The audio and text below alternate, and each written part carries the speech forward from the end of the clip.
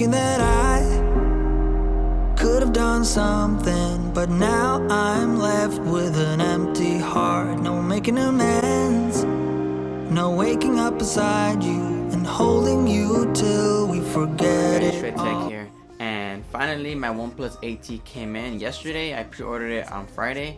I'm very excited to be using it to take it through its paces throughout the day. And I want to say a couple things before I want to show you guys the unboxing of the phone. So a lot of people have been saying that this phone is priced too high for the stuff that you're getting.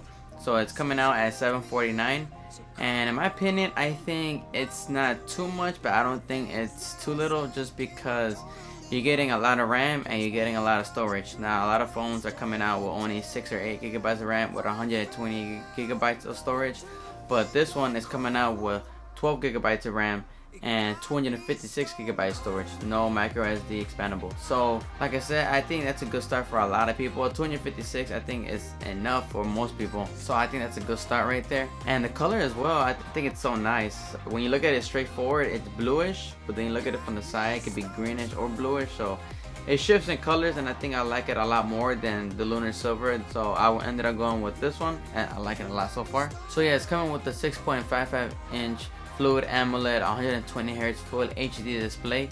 Now for the day that I've been using it, the full HD display does not bother me at all. Take note that I did come from my iPhone SE, so that one had a really bad screen. Not horrible, but it's passable. But when you go from that one to this one, that's a really big jump. So far I'm loving the screen on this phone. It's coming with your regular red cable, but this time it's gonna come from Type C to Type C. Usually it goes from Type C to Type A type of cable, but they changed it this year, and you get in with the 65 warp charge. Now this is gonna change the way I charge my phone, just because I'm not really a big fan of charging my phone at night. I feel like it ages the battery a lot quicker, so I have the mindset that I like charging my phone throughout the day and one more top up before I go to sleep, and I wake up and it's basically almost full charge. That's the way I like it, just to have a peace of mind. So with this one, that's gonna help me out a lot more, just because it charges from 0 to 100% in 39 minutes. Now that's from 0 to 100. Usually I don't let my phones die. I usually start charging it up once it hits like 30 or 20. So yesterday I did a perfect example. So yesterday I did charge my phone from 30% to 87% in 20 minutes. So that's basically almost 60% in 20 minutes. So for me, that's perfect. I think that's gonna be really beneficial for me. Yes, I don't come with wireless charging, but I don't think that's gonna really bother me at the end of the day.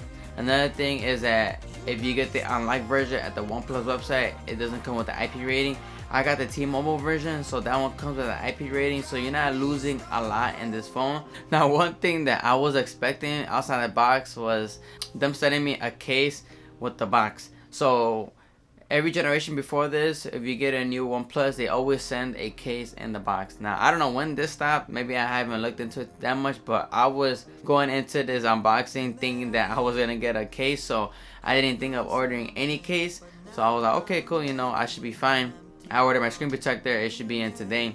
So towards the end of the video of the unboxing, I was literally looking through every package that came in the box, and there was no case at all that could be found.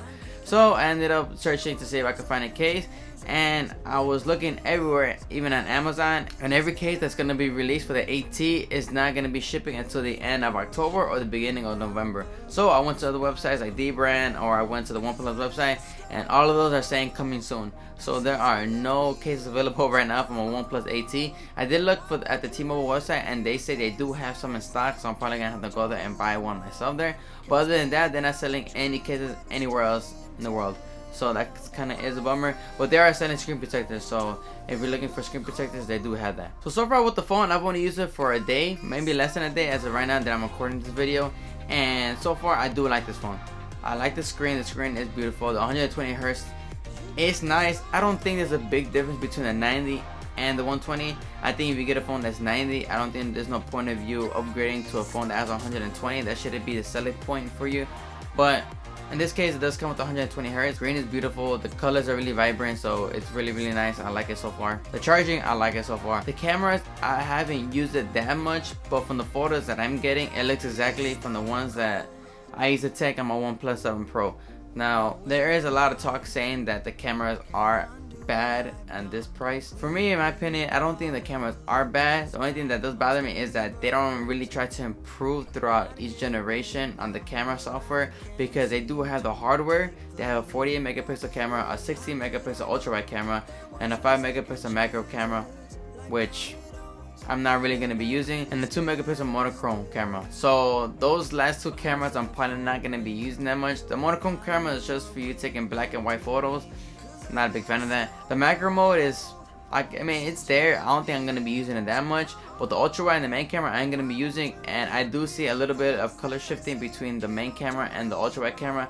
Something they've struggled with throughout the other phones that they have released. So like I said, the OnePlus 7 Pro, the OnePlus 7, the OnePlus 8, and including the OnePlus 18 now, all basically have similar camera performances. They need to start doing better on the image processing. Now, I'm not saying that the photos are coming out bad, but I could tell that the image processing is just not there. So like I said, they do have the hardware there for the cameras, but they just don't have the image processing. So if they could figure that out through future updates, that would be great. So that's been it. I just wanted to show you guys a quick unboxing and a quick talk about the AT so far. I'm gonna put it through its paces throughout the week.